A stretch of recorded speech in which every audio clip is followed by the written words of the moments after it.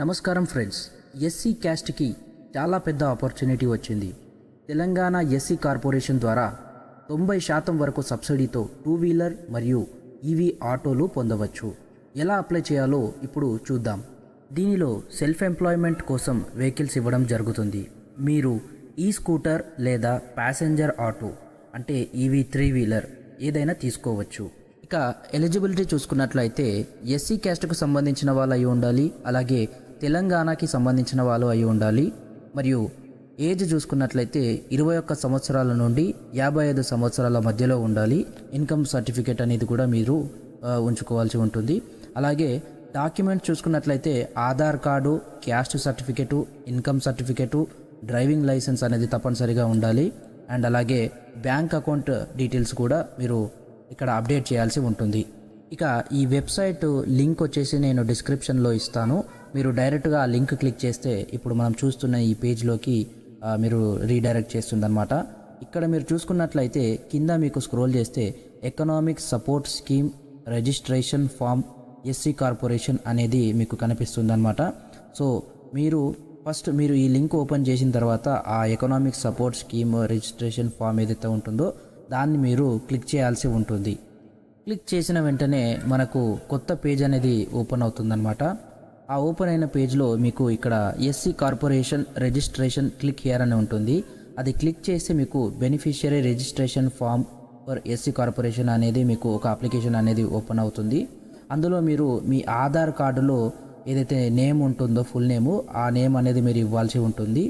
అలాగే మీరు పక్కన ఆధార్ నెంబర్ ఏదైతే ఉంటుందో ఆధార్ నెంబర్ అనేది ఇవ్వాల్సి ఉంటుంది. అది ఇచ్చిన వెంటనే మీరు ఆధార్ కార్డు ఏదైతే ఉంటుందో అది మీరు రేషన్ కార్డుకి ఏదైతే లింక్ ఉంటుందో అది ఆటోమేటిక్గా ఇక్కడ మీకు డిస్ప్లే అవ్వడం జరుగుతుందన్నమాట. సో ఇక్కడ చూసుకున్నట్లయితే బెనిఫిషియరీ టైప్ లబ్ధిదారుని రకము అనేది ఉంటుంది. సో ఇక్కడ మనము ఇండివిజువల్గా అప్లై చేస్తున్నాం కాబట్టి ఇండివిజువల్ అని సెలెక్ట్ చేసుకోవాల్సి ఉంటుంది. అలాగే పక్కన వచ్చేసి మీకు టైప్ ఆఫ్ ఫైనాన్షియల్ అసిస్టెన్స్ అని ఉంటుంది. ఇది బ్యాంకు రిలేటెడ్ స్కీమ్స్ కాబట్టి బ్యాంక్ లింక్డ్ స్కీమ్స్ అని మనము సెలెక్ట్ చేసుకోవాలి. అలాగే కింద మీకు సెక్టార్ వచ్చేసి agricultural sector and transport sector అని ఉంటుంది. సో ఇది వచ్చేసి ట్రాన్స్పోర్ట్ రిలేటెడ్ మన స్కీమ్స్ ఏదైతే ఉంటుందో అది మనము తీసుకోవాలనుకుంటున్నాం కాబట్టి ఇక్కడ మనము ట్రాన్స్పోర్ట్ సెక్టార్ అనేది సెలెక్ట్ చేసుకోవాలి. ఆ తర్వాత ఇక్కడ మీకు స్కీమ్లో 3 ఆప్షన్స్ వస్తాయి అన్నమాట. ఈవీ 2 వీలరు, ఈవీ ఆటో, లేదంటే ఈవీ గూడ్స్, ఈవీ ప్యాసింజర్ ఇలా ఉంటుందన్నమాట. సో మీరు ఒకవేళ ఈవీ ప్యాసింజర్ తీసుకున్నట్లయితే మీకు అక్కడ 3 లక్షల వరకు మీకు ఇది అనేది సబ్సిడీ అనేది ఇవ్వడం జరుగుతుంది. అలాగే మీకు ఈవీ గూడ్స్ తీసుకున్నా కూడా అది కూడా ఒక 3 వీలర్ కాబట్టి అక్కడ కూడా మీకు 3 lakhs వరకు వస్తుంది. సో ప్రస్తుతానికి మనం వచ్చేసి 2 వీలర్ అనేది సెలెక్ట్ చేసుకున్నాము. 2 వీలర్ సెలెక్ట్ చేసుకుంటే మనకు 1 lakh వరకు ఇక్కడ వీళ్ళు సబ్సిడీ అనేది ఇవ్వడం జరుగుతుందన్నమాట. అందులో మీరు 2 వీలర్ అనేది సెలెక్ట్ చేసుకున్న తర్వాత మీరు గో అని సెలెక్ట్ చేసుకుంటే నెక్స్ట్ ఇంకో పేజ్ అనేది మీకు ఓపెన్ అవ్వడం జరుగుతుంది. అందులో లొకేషన్ ఇన్ఫర్మేషన్ డీటెయిల్స్ అలాగే మన బ్యాంక్ వివరాలు అనేది ఇవ్వాల్సి ఉంటుందన్నమాట. సో ఇక్కడ వచ్చేసి డిస్టిక్ అనేది సెలెక్ట్ చేసుకోవాల్సి ఉంటుంది. సో నేను ప్రస్తుతానికి ఇక్కడ రంగారెడ్డి అనేది సెలెక్ట్ చేస్తున్నాను ఫర్ ఎగ్జాంపుల్ లాగా. మీరు ఏదైతే లొకేషన్ ఉంటుందో ఆ ఏరియా డిస్టిక్, అలాగే ఆ మండలు, విలేజు, ఆ పంచాయతీ, ఆ డీటెయిల్స్ అన్నీ కూడా మీరు ఇవ్వాల్సి ఉంటుందన్నమాట. ఇక్కడ ఈ హ్యాబిచువేషన్ అనేది మీరు పెద్ద స్టార్ మార్క్ అనేది లేదు మ్యాండటరీ కాబట్టి, సో అక్కడ ఇవ్వకుండా ప్రాబ్లం ఏం లేదనమాట. సో ఇక్కడ కిందికి స్క్రోల్ చేస్తే మీకు సెక్టార్ డీటెయిల్స్ అనేది ఉంటుందన్నమాట. ఇక్కడ ఆల్రెడీ మనం అప్లై చేసాం కదా, మనము లైక్ 2 వీలర్ కావాలని చెప్పేసి, సో అక్కడ ఆటోమేటిక్గా 2 వీలరు అండ్ ట్రాన్స్పోర్ట్ సెక్టారు అవన్నీ కూడా ఇన్ఫర్మేషన్ అండ్ మ్యాక్సిమం అమౌంట్ ఎంత అయితే మనము సబ్సిడీ వస్తుందో అదంతా కూడా మీకు క్లియర్గా డీటెయిల్స్ అనేది అక్కడ కనిపిస్తుంది అనమాట. సో అది ఆ తర్వాత మీరు నెక్స్ట్ వచ్చేసి బ్యాంకు ఇన్ఫర్మేషన్ అనేది ఇవ్వాల్సి ఉంటుందన్నమాట. సో మీ బ్యాంకు ఏదైతే మీరు సెలెక్ట్ చేసుకున్న మండలు అండ్ మీ ఏరియాకి సంబంధించిన బ్యాంకు డీటెయిల్స్ అన్నీ కూడా ఇన్ఫర్మేషన్ అన్ని బ్యాంక్స్ లిస్ట్ వస్తాయన్నమాట. అందులో మీ బ్యాంక్ సెలెక్ట్ చేసుకొని అక్కడ మీ బ్రాంచ్ అది మీరు ఎంటర్ చేయాల్సి ఉంటుంది. ఆ తర్వాత మీకు ఐఎఫ్ఎస్సి కోడ్ అనేది ఆటోమేటిక్గా అక్కడ మీరు ఏదైతే బ్యాంక్ సెలెక్ట్ చేసుకుంటారో దాన్ని బట్టి అది డిస్ప్లే అవుతుంది. ఆ తర్వాత మీరు మ్యాండటరీగా ఇవ్వాల్సింది వచ్చేసి మీ డ్రైవింగ్ లైసెన్స్ అనమాట. మీ డ్రైవింగ్ లైసెన్స్ నంబరు అండ్ మీ డ్రైవింగ్ లైసెన్స్ ఎప్పుడు ఇష్యూ చేశారు అనేది ఆ డేట్ కూడా మీరు ఇవ్వాల్సి ఉంటుంది. ఆ తర్వాత మిగిలిన ఇన్ఫర్మేషన్ అంతా కూడా బ్యాచ్ డేట్ అవన్నీ కూడా మీకు అక్కడ ఆటోమేటిక్గా డిస్ప్లే అవుతాయి. ఆ ఆ తర్వాత వచ్చేసి మీరు కిందికి స్క్రోల్ చేస్తే మీకు అప్లికేషన్ డీటెయిల్స్ అనేది కూడా ఇన్ఫర్మేషన్ అనేది వస్తుంది. మీరు ఎవరైతే అప్లై చేస్తున్నారో వాళ్ళ ఇన్ఫర్మేషన్ అనేది కూడా అక్కడ అప్డేట్ అవుతుంది.